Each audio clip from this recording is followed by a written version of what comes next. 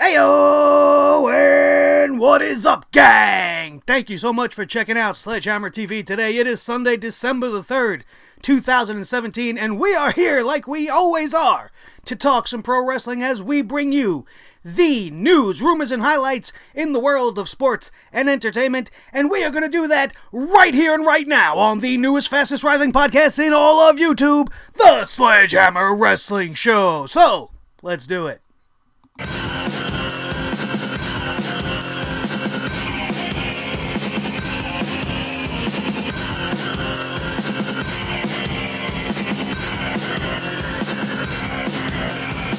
Sledgehammer Wrestling Show.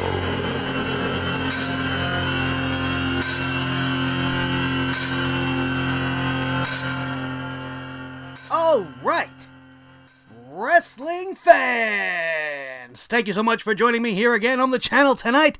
My name is Nick Nightmare. Along with me is my little buddy, Blue the Snowball Microphone, the World Heavyweight Champion of all the microphones in all of the world, and this, of course, is the Sledgehammer Wrestling Show, right here on Sledgehammer TV. Thank you so much for checking us out once again today. It has been quite an eventful week for us here this week. We've got tons of news to talk about, lots of little stuff, nothing really big and tremendous to get all crazy about. We did do the story about what the Bullet Club is doing, their big plans for 2018, and the possibility of a wrestling return for Daniel Bryan, if that does go down. We talked about that on part 1, which we put up on Friday. Please feel free to go back and watch that one.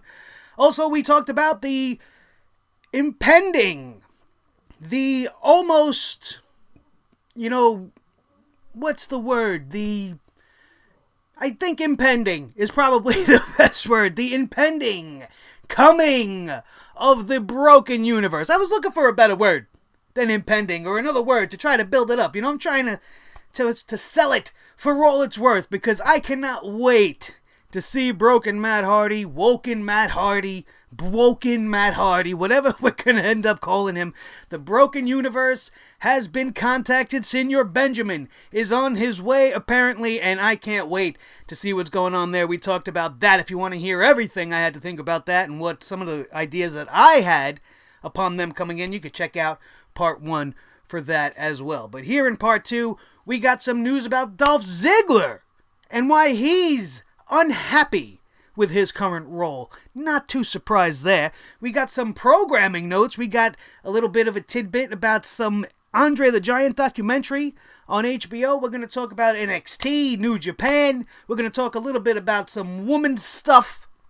But before we get into today's meat and potatoes, I am going to let you guys in on what happened Friday. If you watched the show on Friday, you know that I led the show in with a nice little story about how something has come up in my life, a very positive thing, and I was afforded an opportunity of some sort, and I kept it very vague. I was very, skirting the line of giving you guys any of the deets, you know what I mean, because I didn't want to jinx anything, you know what I mean. But now that all is said and done, I can sit here with you guys, my friends and my subscribers, and I can tell you officially that what exactly went down. I don't have the results yet, but Friday night, I went down to the House of Glory dojo. You see, Thursday evening, I was invited via Twitter to, I don't want to say a seminar, but I was invited to an event at the dojo where I received an interview to join the family and become part of the House of Glory family. Man, I was over the moon about it. I was nervous as shit all day, and I had a whole pre-planned thing. I worked all day in my head going through everything I should say, what I shouldn't say. Should I bring all my ideas right out to the table? They were looking for social media marketers. They were looking for graphic designers. From the ad, it said they were looking for all types of positions to fill, as I guess they're looking to grow and expand their footprint outside of New York City. So, of course I'm going to take advantage of that, because in my 40 years of life on this planet, I have never once had the opportunity to ever interview to be part of a wrestling organization of any kind. So what the hell would you do? You would take whatever talent you had and you would try to offer it up to be part of the business that I'm so passionate about and that I love so much, and in a company that I have come to love so much as well. House of Glory has stolen my heart as far as an independent promotion, and being right here from my backyard, it makes it even better. And the interview went very well. I feel like it went well. I feel like I was my charming self. I feel like I told them some good stuff. I did not bring a resume because I didn't have time to A, print out a resume, B, write out an all new one, because I don't think my experience in the deli for the last 5 years is going to attain me any good graces in the eyes of those guys hiring at House of Glory. So I would have had to do it up a little bit differently and try to make myself seem more like what I want and less like what I currently am. You know what I mean when I say that? But it did go well. You know, I felt like Brian, you know, was cool with me, and the rest of the guys were interested, and they pulled up my Twitter account and they looked at some of the original art pieces that I've done, because I've just been taking it upon myself to just be creative. I get a little bored. I made a little t-shirt designed for Juba. You know, I showed it to them. I had no idea this opportunity was coming to me when I made it, but I did happen to have like a piece that I could show them, and it seemed to impress them. They took my phone number, and we'll go from there. However, the night itself comes with its own reward, because the Amazing Red, some of you may know him. If you don't, shame on you. But the Amazing Red owns this promotion, and he was unaware, apparently, that this little shindig was going down to interview people to become part of the company. So, so he scheduled a training session with some of his students, and among some of those students were one half of the New York Wrecking Crew, and the lovely Sonia Strong, who I have talked about very many times, who sits right here over my left shoulder every single time we hit the camera for the last couple of months since I got her autograph. And it was amazing. I was completely enthralled. It was like getting to watch a free night of wrestling. I got to watch these guys train. I got them to see them go through routines and run their drills, and it was so impressive. So super impressive. They had the music going, you know, like if you're in a gym, they got the music blasting. This was no different. They were playing Spanish music, old school hip hop, old school dance, because these guys are as old as me, and I knew every single song that played. Even the Spanish stuff that played, I was familiar with from my days, you know, doing that stuff back in the day. And it was great. It was absolutely great. It seemed to me like the only two people having any fun was the Amazing Red, who I think was kind of showing off and really laying into these guys in front of all of us, you know, attendees that weren't supposed to be there. And Sonia, who was pretty much just dancing around the gym all night to all the, you know, all the music as she was going through her routine. She, like, never stopped moving. You know, if she wasn't running in place, she was dancing, she was doing a little Spanish stuff, and then she was running around the ring. She'd go in, she'd body slam this big 200-plus pound guy like he was nothing. I was in my glory, you guys. If you could ever get the chance to sit in on a training session, it's going to be one of the most fun things you will ever experience in your life. I wanted to jump in the ring so bad. I wanted to beg them to, please, can I just run the ropes? Can I just get in there? You guys, I just felt, just like I've said many times, like, and I don't know, maybe you can relate to this. Maybe it's not pro wrestling. Maybe there's something else in your life that you're passionate about as well, and you've been in and around it as it's going down, and you just feel like this pull, this magnetic, like, longing to be doing what these guys are doing. I didn't want to leave. I really, really didn't want to leave. I could have stayed there all night and not even have been a part of anything. Just watch everything go down. Watch these guys taking bumps. It was one of the coolest nights of my whole entire life. And on top of that, the fact that I may actually have gotten my foot in the door, and that was the whole point of me being there. All this other activity was just an added bonus. It was absolutely an amazing night. So let's hope all goes well and that I receive that phone call sometime during this week. And if they do not choose me, that will not deter me. I have a backup plan in play, and I am going to execute it if need be.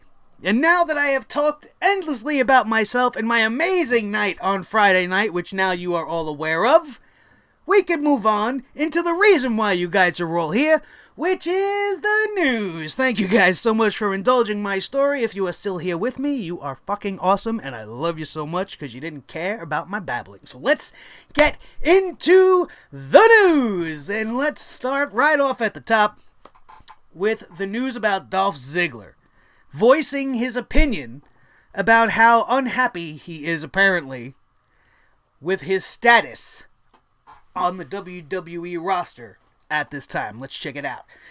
SmackDown superstar Dolph Ziggler says he's unhappy with his current role as a mid-card stepping stone who loses so often, but is grateful for being prominently featured on TV as long as he has.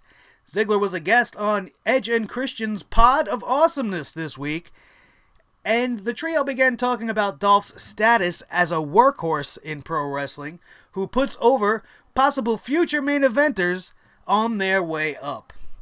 Dolph Ziggler says, and I quote, "I hate it, but also I'm someone who, I hate that I'm not the champion. I hate that the show is not about me, because that's the mentality you should have if you're in this business. If you're in the, hey, I want to be the opening guy who works for 10 years and saves a bunch of money guy, that's great. But there's 1,000 other guys in the back that say, I want to be the best. I want to main event WrestleMania. I want the show to be about me." So you have to have that mentality. But I've also been around long enough to know the score, to know what's going on. So I hate being in that position. I think I should be a bigger part of the show. But so does everybody else. The show-off did note, however, that he sees positives in the fact that he's been used on WWE TV so regularly for the last 12 years and is grateful for all of his time there. Listen, Dolph, buddy, I feel you, bro. I totally feel you. You have been everything that you have said since day one. You are the show-off, right? You've been the showstopper 2.0. You put on some of the best matches I've ever seen over the course of the last decade, okay? But to sit back there and say that you're okay with it, like, yeah, I hate it, but I'm okay with it because I've been on TV, I don't buy that. I don't buy that at all.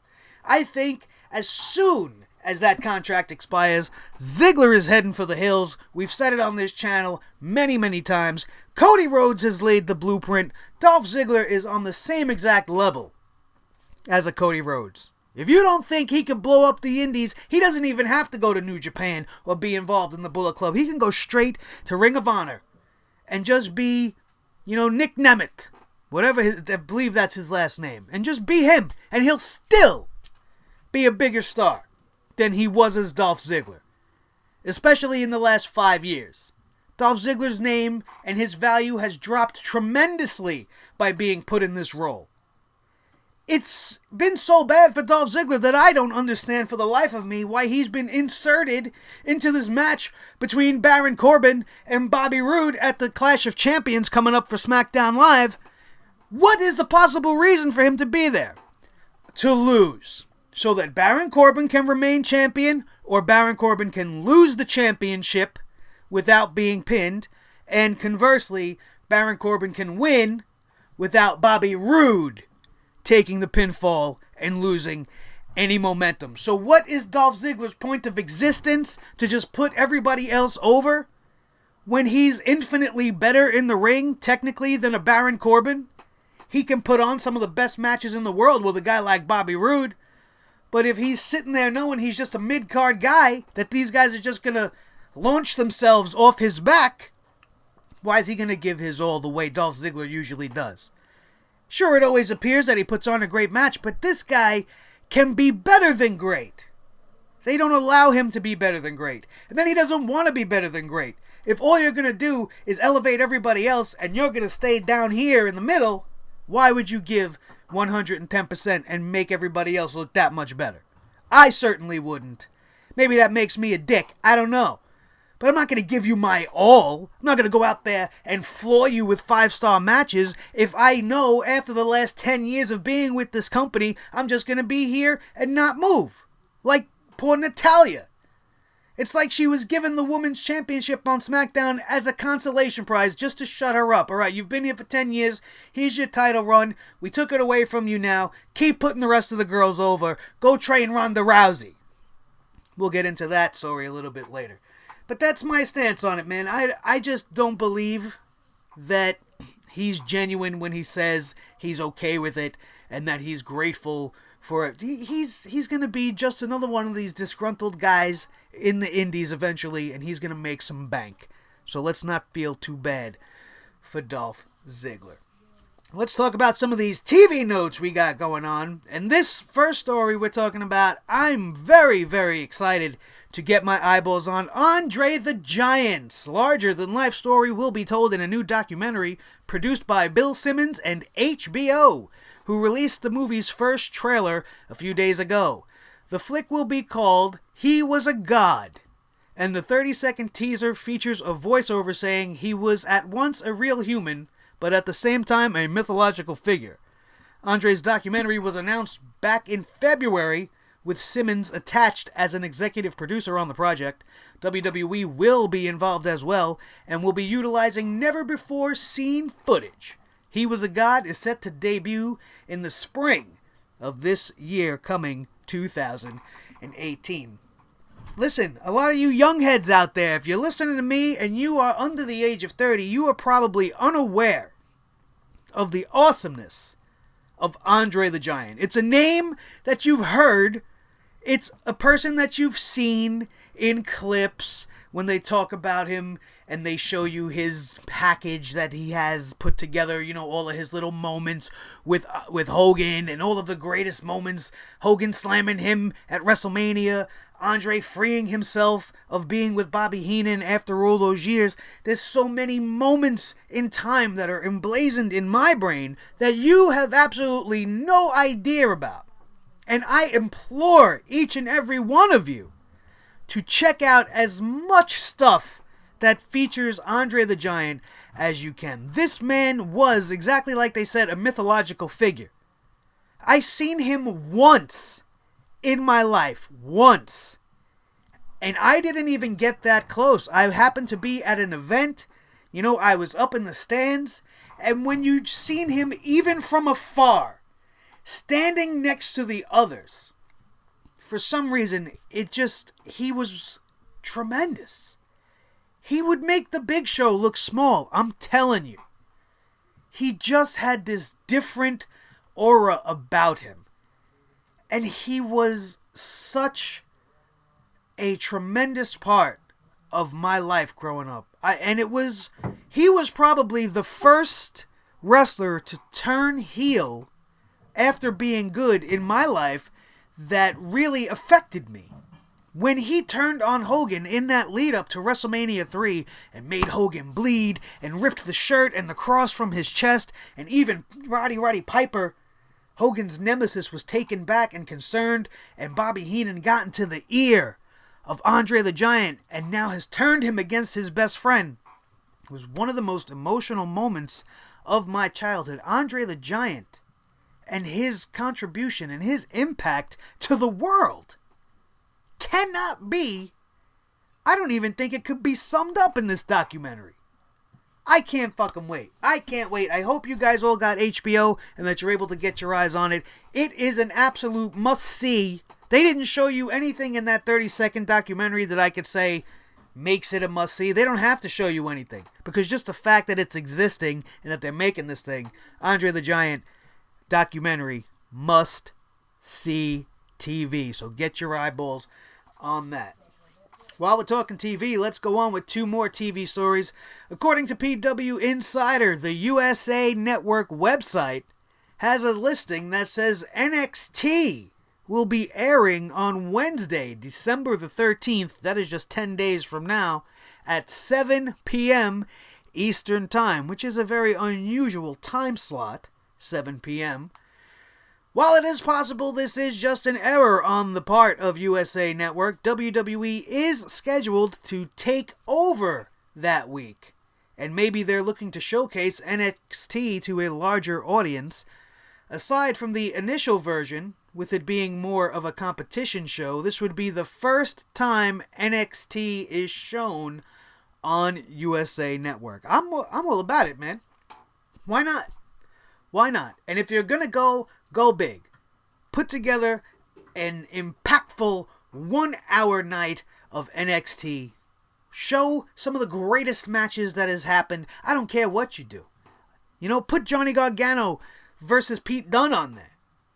Put Gargano versus Ciampa when they come back. If Ciampa's ready to come back. You could do so much to elevate the brand. And I know that if this is a true thing and it's happening, the only motivation behind it is not to further or bolster NXT. It is the WWE and Vince clearly looking for those of us that don't have the network. Where I say those of us, I'm not included in that. But, you know, those of you, rather, who do not subscribe to the WWE network to get your eyes on NXT and go, hey, maybe I should subscribe to the network. Maybe if you wanted that to happen, you should take it off of Hulu. Because so many people have that as a streaming service and they can watch NXT there. So what is the point of getting the WWE network to a casual fan like that? You don't even have Raw and SmackDown on the network every week after they air. But you have a cut, edited version up on Hulu. So there you can balance that out. Cut your Hulu contract. How much money could they really be making off of that? When you should be putting all those resources into bolstering your network, which is what will get you new subscribers. We're not going to go off on that. We all know how I feel about the network and how I know I could fix that thing if they would just give this guy a call. I could straighten them out and the WWE network would be a thing of beauty. But, you know, they don't want to know my name just yet. Maybe we're going to have to make sure that they do.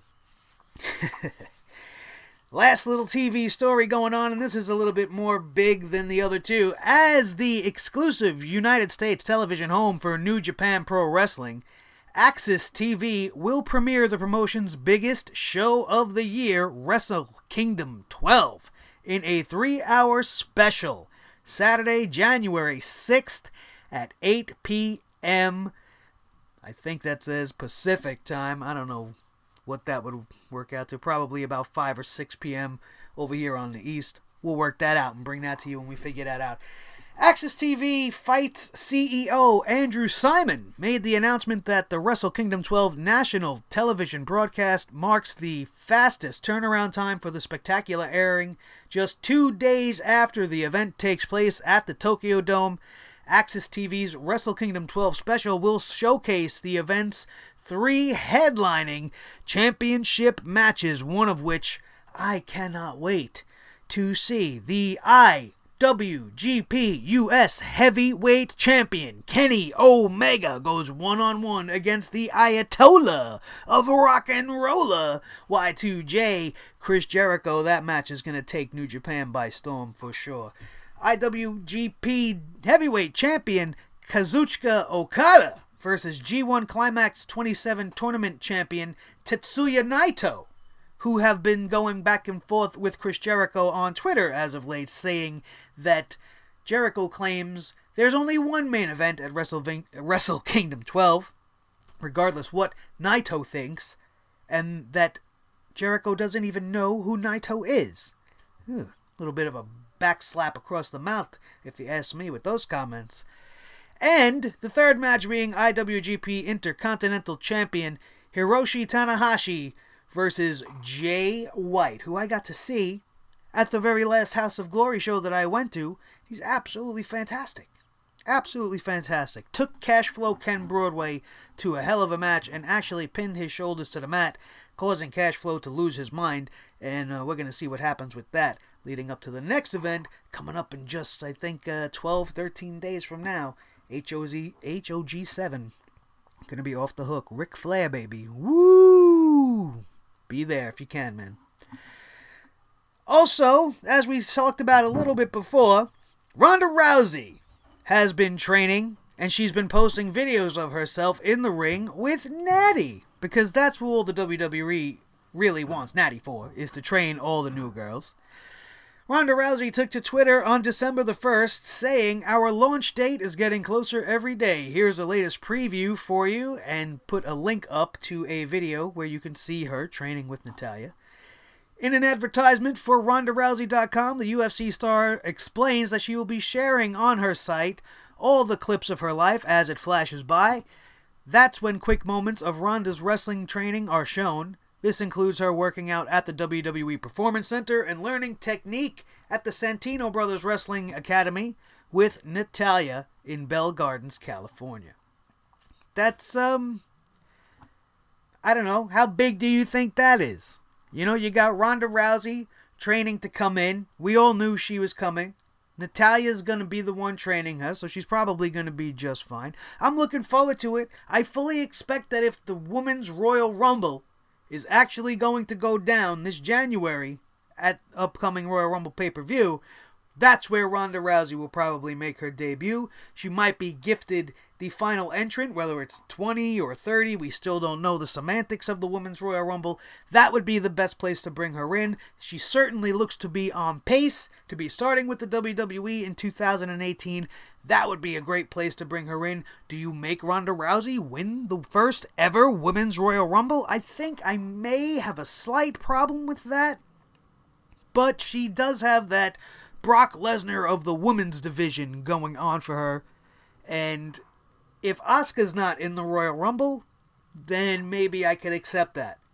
But if Asuka's in the Royal Rumble and gets eliminated so that Ronda Rousey can win this thing, it's kind of more of the WWE's MO, because they like to push the celebrity person, you know what I mean? And she's got that celebrity/legit thing going on, so I'm a little bit afraid if that's the route they would go, but I would definitely put her in the Rumble, maybe have somebody screw her to begin her first feud so that people can get invested in Ronda Rousey, maybe her and Charlotte, double elimination of some sort, maybe kickstart the Horsewoman feud that they want to have right there at the Royal Rumble, culminate it at WrestleMania. Who knows, man? The possibilities are endless. The only reason they've brought these 6 women up over the last couple of weeks, as ridiculous as it may be, is to fill out the roster so they can pull this thing off. I absolutely believe that. So what are we going to see when the Royal Rumble comes? Who is going to win the Women's Royal Rumble? Who's going to be in the Women's Royal Rumble? These are all questions that probably are not going to be answered anytime soon, as we are almost 2 months away from the Royal Rumble pay-per-view, and Ronda Rousey, I fully believe, will be making some sort of an impact at that pay-per-view one way or another. Even if she's even sitting outside during the whole entire Women's Royal Rumble itself, just to get involved and make herself known and make her presence felt and maybe cause somebody to get eliminated. Maybe she jumps the guardrail. You know, who knows? But like I said, that is definitely something I'm kind of looking forward to. I just hope they don't fuck it up. Interesting thing happened at a house show this week.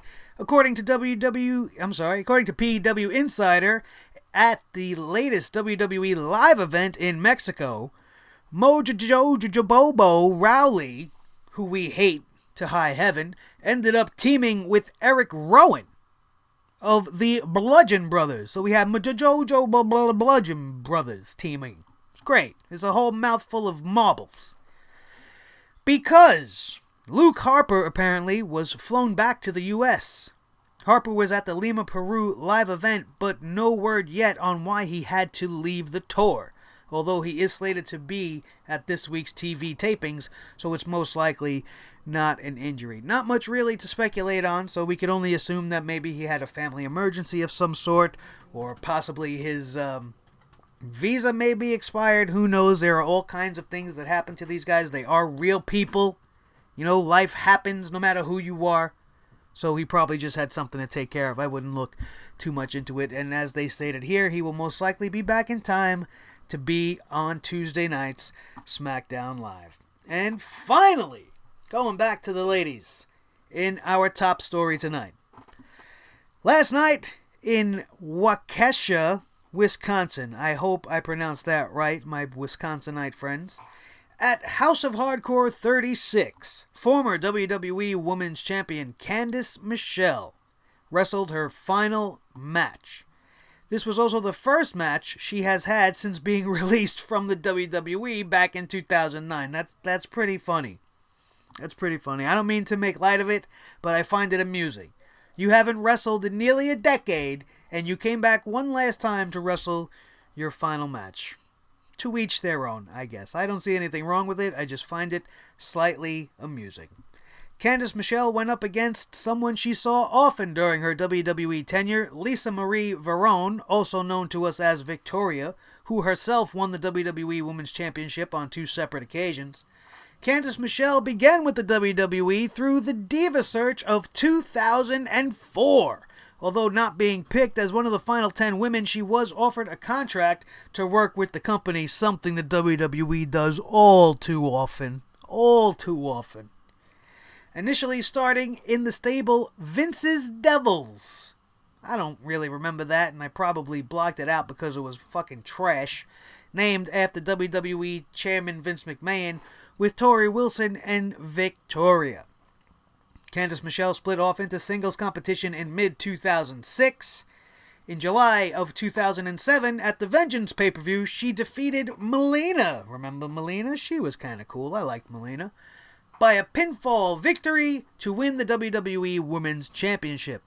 She went on to hold the title for 105 days before dropping it to Beth Phoenix, the Amazon. I loved Beth Phoenix. I thought she was great, and another one of the very underutilized women in the history of the WWE's women's division.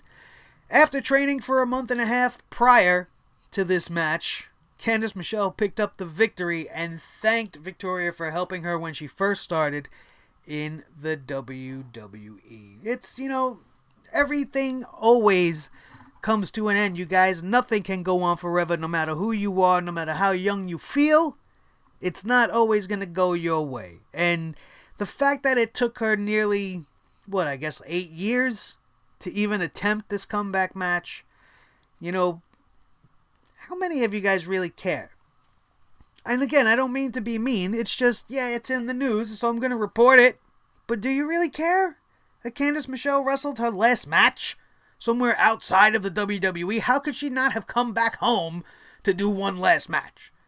You did it at the House of Hardcore. No disrespect to Tommy Dreamer and his company. It's a fantastic company. But why have your last match there? You were just on table for 3. Why not talk to the guys there and be like, listen, I want to do one last match. It doesn't have to be anything crazy. I just want to have a retirement match. You could have booked the whole thing out of it. Not that her, like I said, her one time as a WWE Women's Champion doesn't make her that big of a deal, but she's a name. People will remember her. We won't really care, but if she wanted to come out and have a retirement match against Alexa Bliss, for the Raw Women's Championship, and then have Alexa Bliss pin her and send her on her way. Candice Michelle, now retired, will never wrestle again. She had her last match in the is that the caveat we're going to get? Oh, well, I wrestled my last match, but then the WWE called me and I wanted to have my last match in the WWE. I don't think that would happen, but that's certainly not beyond the realm of possibility for somebody to want to go around and do that. I don't really care probably as much as I should, and I apologize for that. It's nothing to me. Candice Michelle wrestling a match against Victoria in 2017 doesn't matter. Doesn't matter. It only matters because of the emotional attachment to it, and that Candice Michelle has said goodbye to the ring once and for all. And that's going to do it, and we are going to say goodbye to you guys, because that's going to be today's show. Lots of little stuff to talk about. Like I said, I rambled on at the beginning about my opportunity on Friday. Once again, I thank you for indulging me for that. And throughout this entire show, if you are still here, you are fucking awesome. And do not forget to smash that thumbs up, because you obviously like the show and you found me entertaining today, because we are 34 minutes into this video, which we don't usually do on the weekend updates. I try to keep it under 30 for you guys, but if you gotta talk wrestling, you gotta talk wrestling, and sometimes we just talk, and that's why we're here anyway, right? So thank you so much for being here. Don't forget to check out Clutch Chairs, our sponsor, down in the description below. The link will be there. Just click it, check it out, go look at the chairs that are there. They got some beautiful merch, some desks, and some great Great stuff for you gamers out there. Just go check it out. All it takes is a click and a look, and then you close the window, and you did this guy a favor. You supported the show, and that's all we could really ask. And finally, if you are not a member already of the family we have growing on a daily basis here on Sledgehammer TV, and you are not part of the Sledgehammer Club, it's very simple to join. It's extremely simple. All you got to do is hit the subscribe button. Hit it right now while I said it. Hit the subscribe button and then ring that bell. You're not going to hear a ding. You're not going to hear a ring go off or anything like that. But by hitting that bell, you will know each and every time a video like this is posted on YouTube the very second that it goes live, so you do not miss a thing right here on the newest, fastest rising podcast in all of YouTube, the Sledgehammer Wrestling Show, right here on Sledgehammer TV. That's going to do it, and we are out of here, and we will see you next time. My name is Nick Nightmare. This is Blue the Snowball Microphone, the World Heavyweight Champion of Microphone, and this has been the Sledgehammer Wrestling Show, right here on Sledgehammer TV. Thank you so much for watching, and we will see you tomorrow night for the Monday Night Raw review, and maybe another news if something bursts before morning. Thank you guys for being here, and we will see you next time. I love yous. Have a good night.